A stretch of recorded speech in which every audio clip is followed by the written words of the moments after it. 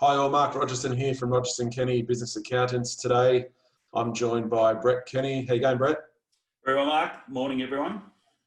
We are doing this recording because we thought a webinar might be a bit dry to try and attract viewers to, but this recording is on the Super Guaranteed Charge Amnesty you can see on the screen there. And you're probably thinking, what in God's name is that? So you're probably all aware of Super Guarantee. Super Guarantee is the mandated 9.5 currently percent that you pay super on your employees' ordinary times earnings.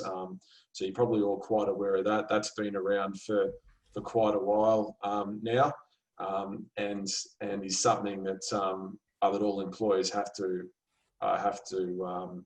deal with. The Super Guaranteed Charge is something that's probably not as well known, and Brett will go into this more, but the Super Guaranteed Charge is basically a charge when you miss your Super Guaranteed payments. It's not well known because people just sort of box on and pay the payments late, etc., etc. But there's a whole lot of legislation around that that's not that well known. So the government, and then by extension the ATOs, drawing a line in the sand where the ATO is going to get a lot tougher, and with their new data matching powers and with single touch payroll almost giving them real-time information. They can data match in real time, and watch this space. This is going to step up significantly. So there's been legislation passed with which Brett will go through, but the legislation basically enables an amnesty until the 7th of September 2020, by which you can disclose and not be hit with the harsh penalties if you have missed payment, etc., etc. So I'll hand it over to Brett. So Brett will go through the presentation. It should be a 15 to 25 minute presentation, and we'll talk as we go through it. If you've got any questions, please come back into your accountant at Rogerson Kenny. We'll be more than happy to help you. Okay, over to you, Brett. All right, thanks, Mark. There's our standard disclaimer that our lawyers tell us must be included on all presentations. Pretty dry. As Mark said, SGC is a system the government introduced. It was first introduced in 1992, and most businesses will be well aware they have a requirement to make a minimum superannuation contribution on behalf of their staff, which it currently is 9.5%. Now, one of the misnomers with this is exactly what the base is for calculating the 9.5% equation. So rather than go through it now at Appendix 2 of these slides, we've put a detailed table to help clarify actually what is included and what's not. Now, it's fair to say that there is a high degree of non-compliance with the SGC legislation, principally around the issue of contractors.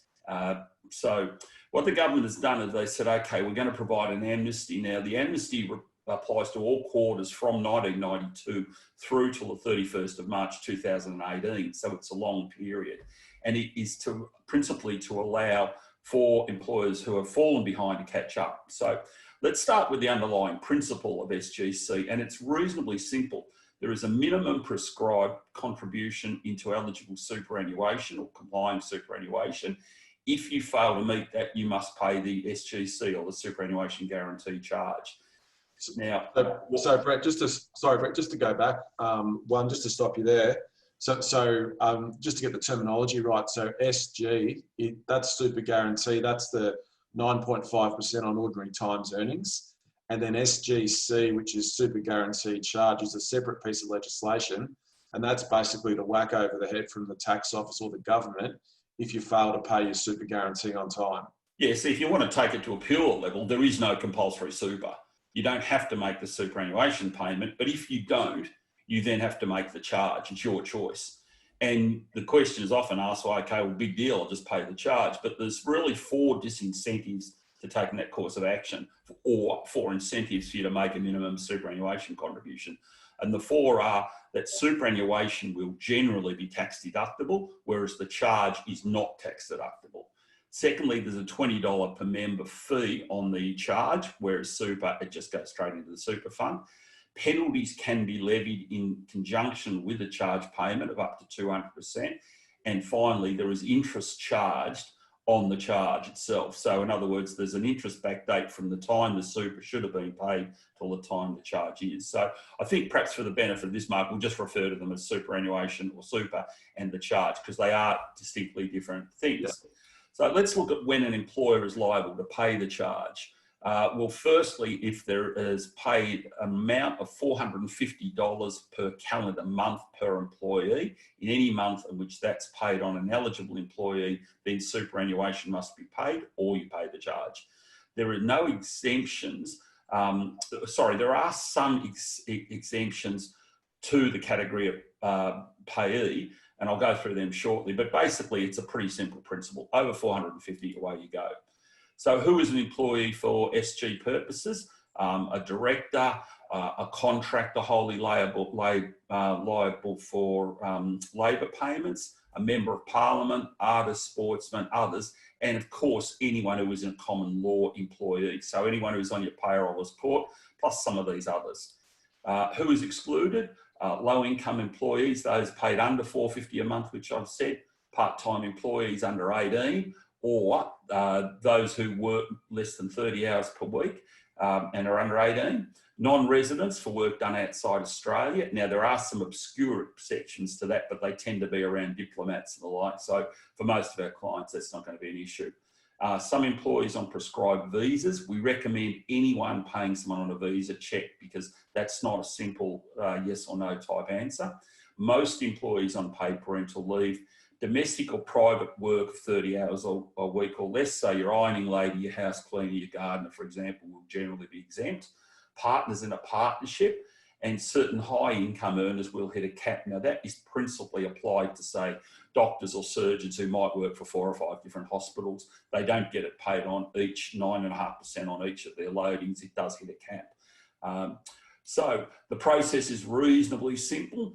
The employer has to determine the ordinary times earning for each employee and then ensure that at least 9.5% of each employee's ordinary time earnings is paid to complying super fund by the 28th of the month following the end of each calendar quarter. And that's the critical thing, because if the superannuation is late, it doesn't count. And this is where a lot of people fall into a trap. They think, okay, well, I've paid it, I was a little bit late. Unfortunately, it's a yes or no type thing. If you've paid it by the due date, you're okay. If you haven't, you're liable for the surcharge. So when you say it doesn't count, Brett, it's not, are you then jump into the SGC or the charge legislation where it's not deductible, you've got to pay it, there's interest and penalties, etc.? Yeah, so, but what people said, oh, I'm only a little bit late, I'll push it backwards in time and assume I've met it. That can't be done. If you're late, your superannuation may count for the next quarter, but it can't count for the previous quarter, and therefore you're liable for the charge. So the biggest problem we see is that most employees, and for most circumstances, it's reasonably simple. They earn over 450, unless it's domestic or they're under 18. Pretty simple, you've got to pay the 9.5. Where it gets horribly complicated is around contractors, because despite what people think, contractors paid mainly for their labour are employees for SG purposes. In other words, if you've got a labour-only contractor, then it is more than likely they're going to be covered. Now, that applies even if they've got an ABN. an ABN, yeah. Quite often we will see contractors and payers come to us and say, oh, well, I'm operating as a contractor, therefore I'm exempt. Or in other words, I'm paying a contractor, therefore he's exempt. Now, I use a reasonably sort of, I guess, simplistic analogy and say, but if I paint my car red and put a light on it, I'm not a fire truck. Just because you call yourself a contractor doesn't mean you are. And that's so notwithstanding the fact you may have an ABN. So what you need to do with the contractors is look closely. And we put in here three types of areas where we run into problem. The first is where the contract value is principally for the labour, and the tax office say they start with more than half the dollar value of the contractor's labour. In other words, I'm paying you $100 an hour and all you've got to do is bring your hammer and your spanner. Well, then it's going to be labour only. If I'm paying you $500 an hour and you're bringing $100,000 earth moving equipment, you may be okay. But where it's labour only, you're going to be caught. Secondly, where it's specifically for the skill and expertise, particularly physical labour, but also mental or artistic, and it's to be paid for your labour, not to achieve a result. In other words, an hourly fee will generally mean a labour-only contractor is caught for SG, and where the person you're dealing with must provide the work themselves. Now, if they can't delegate the work or they can't arrange for someone else to do it instead of them, then you are tying their labour to you, and therefore they are probably going to be covered. So what we would say is, if you're undecided as whether the contractor should be included or not, start with the following. Who controls the work? Do they have the right to delegate? What is the basis for payment? And as I've said, if it's by the hour, you're probably in pretty dangerous territory to start with. Who supplies the equipment, tools and other assets? And does that constitute more than 50% of the value of the contract? Who wears the commercial risk? In other words, if the contractor stuffs it up, does it fall to the contractor to remedy? And will they incur the economic cost of fixing the breach, or does it fall back on you? If it falls back on you, then more than likely they are going to be deemed an employee for SG purposes. And what degree of independence is there? If they're associated with you, once again, you're probably in a fair bit of trouble. If they are independent, so they choose how it's to be done and when they do it, then probably you've got an argument that they are a contractor. Now, just sorry, Brett, I'll just jump in there. So maybe just go back a slide. Yeah, sure. So just to wind back, 10, 15 plus years, it seemed a popular tactic where business owners would tell their employees to go away on the Friday and that they were effectively sacked, but come back on the Monday with an ABN and I'll re-employ you as a contractor.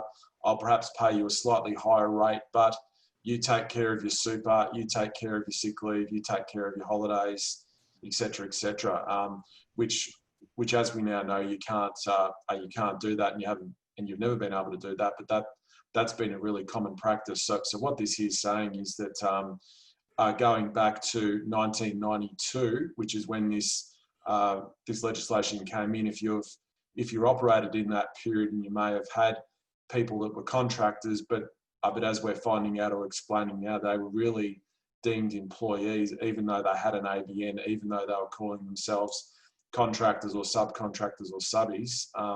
If they're really employees, when you work through these 6 pieces or 6 points here, then it's something to think about. There may be some action required before this amnesty ends. Yeah, and that's not a definitive list, it's the starting point. And generally, you've got to pass them all. If you fail one of those tests, then you can be in a little bit of trouble. And in a lot of cases, it's very, very clear whether they're a contract. And probably the best example I give, Mark, is the relationship we have with our clients. They can't really dictate when we do the work. We wear the economic risk. If we muck it up, we've got to start it and do it again at our cost. We have a right to delegate to staff internally, etc. We're independent and we maintain our own offices. A lot of the contractors that we see forming Friday night, Monday morning have an arrangement which in tax law is known as a tupper-off. And that was the name of a case going back years ago where an insurance agent went home Friday night as an employee, came back on Monday morning as a contractor, and that case failed. And it's the seminal case in these type of arrangements, which really the starting point is to say, well, the person I've engaged, what rights do they have? Do I dictate their rights under a master-servant type relationship, or are they independent? So that's where I would start. Where it does get a little murky, though, is when you're providing a contract for someone other than the person, for example, a company, trust or partnership. Now, what will generally happen then is because you're engaging an entity, there may well be a contractor arrangement, but that person will then presumably have to pay the super on their own labour. So it doesn't remove the superannuation guarantee liability, it just transfers it to you, to them. And also it doesn't get around other problems to do with withholding tax and particularly payroll tax. Now they're both outside the scope of this presentation, but you've got to be very, very careful with payroll tax. Now at the moment, due to the current economic situation, there has been a considerable degree of payroll relief for this year and probably most of next year. But no one should enter into an arrangement to deem someone a contractor that are not on the belief that they will escape payroll tax. We've put some examples basically that are supplied by the tax office at the end of the slides, just to help further with the contractor versus employee type discussion. So one of the other things I'd just also like to briefly touch on is directors can become personally liable for this. I mean, there has been a bit of a tendency to say, okay, I'm operating within a corporate environment, I can be a little reckless. But directors now are going to be liable after the 28th day after the month of liability. So in other words, that's not just a liability on the company, it's a liability on the director. And we understand that there's been a case in New South Wales where a widow of someone who should have been covered is now suing the employer and the directors, because had they been covered for super, they would have had death benefits covered in their superannuation policy. As they weren't covered, they've missed out. Now, we don't know whether that's going to succeed, and I can't find too much information, but I think everyone needs to be aware that being a director will not absolve them from the responsibility. In fact, it will attract it if the employer itself is negligent in their duties there. That's a really big risk, isn't it, Brett? Because a lot of those superannuation life insurance policies require regular contributions to be coming into the fund. Or the policy lapses, and in a lot of the industry-based funds, there is a minimum mandatory death cover. And we actually had while it wasn't subject to a dispute over SG, a young guy died in his 20s, and his super fund actually had over $800,000 of death cover on him. Now, we're not suggesting in that case there's anything wrong, but you imagine what would have happened if you hadn't made the payments and someone dies, and then the widow is looking for some money, or widower, I shouldn't be sexist, and they turn around and say, well, hang on, if the employer had done the right thing, I would have had this death cover. So we can't emphasise strongly enough, not just the tax barriers or the tax disincentive to not making the SG or the super contribution payment, but there are also the commercial implications too. So as Mark said at the outset, this has not been a huge success in some quarters. Most employers do the right thing, as is normally the case, but around the margins has been a problem. And we've had people say, okay, well, I've mucked up, what do I do? The penalties are draconian. So on the 6th of March, there was a new bill received royal assent, and it provides a one-off opportunity for previous non-compliance without some of the harsh impost that normally applies. However, the amnesty is limited, and it finishes on the 7th September. Now, the terms of the amnesty are reasonably clear. You cannot be in the middle of an audit. In other words, you cannot wait for an audit and then claim the amnesty. It covers all quarters from July 1992 to 31st of March 2018. And it limits the commissioner in certain ways if you take advantage of the amnesty. But it's the fourth point I want to hone in on. If there is an employer thinking of doing this, the actual completed form must be lodged by the 7th of September. It's not enough to wake up on the 6th of September and say, yeah, I think I'll look at this. Everything has to be in on or before that date. On the 8th of September, the amnesty is over, and you then revert back to the normal sort of circumstances. The other thing to note is it doesn't cover quarters from June 18 all the way through till current. So they are still going to be subject to regular superannuation payments or alternatively the charge. So now, why take advantage of the offer of the amnesty? Well, basically, it's the four things mentioned earlier, that the superannuation guarantee charge is not tax deductible. During the course of the amnesty, any catch-up will be tax deductible. Now, for someone on the top rate of tax, that's an enormous benefit. Even on the corporate rate of 27.5, it's still a saving worth taking. Number two, there will still be interest applied, but there won't be the penalties applied, nor will there be the administration fee. Now, so the government have said, okay, well, here's the 4 disincentives to the charge. We'll remove 3 of those disincentives as a way of encouraging to take advantage of the amnesty. So we would say to anyone, well worth having a look at. So Brett, just to be clear, the SGC, the charge is or encompasses the superannuation, or that 9.5% we all think about when we think of the super guarantee. That's included in the charge. So it means basically the whole thing is not tax deductible. If you fail to take advantage of the amnesty, correct. If you fail to take advantage of the amnesty, yes, then all of a sudden, and they catch you on the 8th of September, then you're going to have the charge, the non-deductibility of the charge, the interest, the $20 member admin fee, and penalties of anywhere between 0 and 200%. So we're saying to clients, if in doubt, you should at least have a look at it. And as I say, most of the issues tend to be around contractors, or if not contractors, an employer is just, for example, may have been oversight, administrative error. But now's the time to catch up, because we don't believe there'll be another one. Brett, just in terms of our firm and our clients, I think in my time I've had one client have an audit on their super guarantee, and that was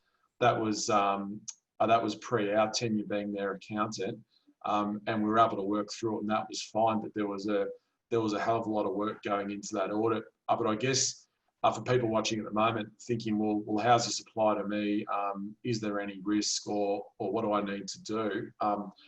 Probably the other ways this can come out, or the ways it can come to a head is clearly the ATO's data matching powers. That's obviously something that they have at their disposal, and going forward, it's going to get those data matching powers are going to get stronger and stronger. So if they do data match you in a year's time, that they could go back and have a look back in time as well.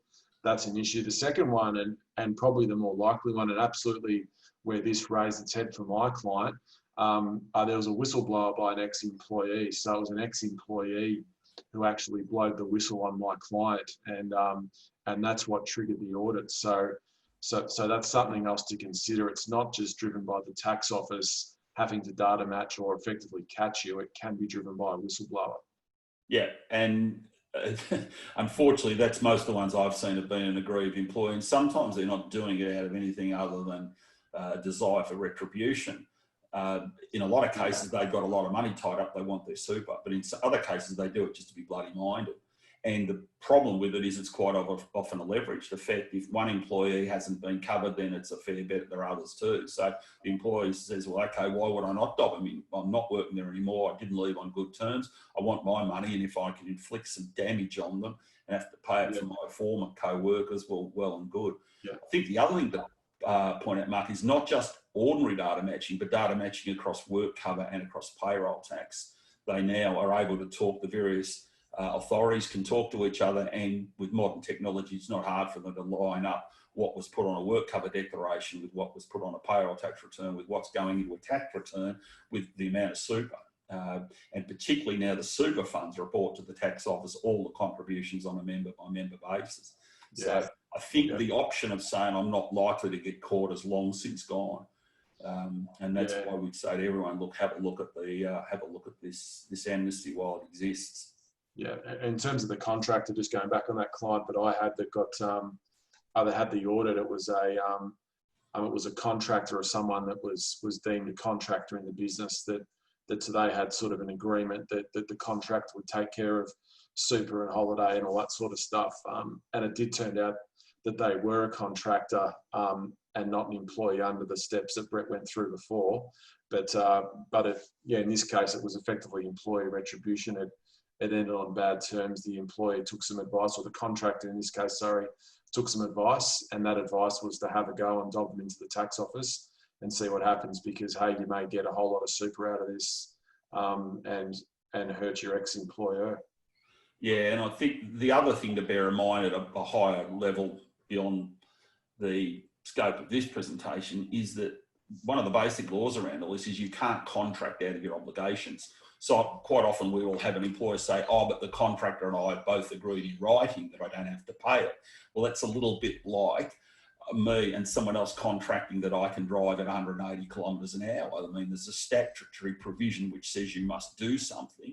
Two people can't agree to sidestep it because they agree to do that. So I'd encourage anyone who thinks that they're going to have impunity against further action by the fact that they and the contractor agreed in writing. That would be the first point. The second point, if the contractor goes under a bus, his widow or widower may not be quite so agreeable. So you just have to be very, very careful with this stuff. And I think even going forward, if you say, well, I'm pretty sure I'm right in the past, be very, very careful, because it's going to become a bigger issue going forward. Yeah. Okay. So the next steps, if you've got any doubt, we'd suggest you contact your manager at Rogers & Kenny. They will be across your file and they will be able to help you. The second thing is determine if the amnesty applies to you. I mean, if you're talking about quarters from the 1st of January this year on, then it doesn't. You're not covered by the amnesty. And the final thing, if you want to take advantage of it, then please note the very tight deadline of September the 7th for completed forms. Now, that's just not an indication you're going to take advantage of it in the next 5 years. It's everything in, done and lodged. So that's probably all we need to say on it, Mark. At the back of these slides are some examples of both what's in and what's out for wages, and some more detailed examples of who are contractors and who aren't. And we'd encourage all viewers of this presentation to read through both these and be in touch if they've got any doubts. Brett, can you just, because this is a recording, can you just, I will just go through the slides and just briefly talk about them through the appendix, so viewers can pause the presentation and Sure. And read the slide, if that's okay. Happy to do that. So the first appendix is the guidance around the definition of contractors. And so I've just put the general comment there. It doesn't matter what you call yourself, it's the substance of the arrangement. And I've put a link there for anyone interested to follow that link, and that's the tax officer's view. Now, we've got to bear in mind the tax officer are basically the regulator or the administrator. They don't make the law, and they're not the judiciary. They don't interpret it. What they do is enforce it. But this is their summary of where they will consider an arrangement to be a sham and take it to court, and you can make your own judgments on your likelihood of success if you don't follow what they're saying. But you got to. So attached are basically some Darren and Sam's, and where they're talking about the Darren the concreter. Sorry, Mark. So we've got a Darren and we've got a Sam there, contractor Darren, Sam the contractor. So what they're doing is they're going through the headline points I raised earlier, where you've got Darren as an employee, Sam's a contractor. They're talking about control over work, ability to delegate and subcontract, the basis of payment, equipment, tools and others, commercial risks and independence. So you can work through and you can see the way the tax office view it working. As I've said, it doesn't stop anyone taking it to court, but I think you'd have to be reasonably brave to think that the tax office haven't done their homework on these type of arrangements and looking at them in great detail. Finally, road transport, Ralph and Tony, they're talking there about what's required. Once again, same sort of thing, control, ability to delegate, basis of payment, equipment, commercial risk and independence. Now, Appendix 2 is to do with salary and wages and ordinary time earnings. So what I've got there is a table of overtime hours, award stipulations, etc., and a yes or no as to whether it's in or out. Once again, these are taken straight from the tax office website. So they're not that difficult to follow, a lot of these things. And it's worth familiarising yourself with these, even if you're not going to take advantage of the amnesty.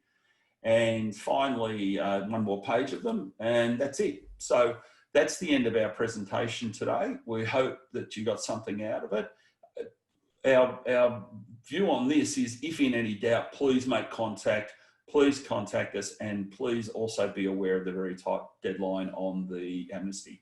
And I think that's all we've got for you for today. And please take care in these troubling times. Remember, Rogers and Kenny always here to help you if we can.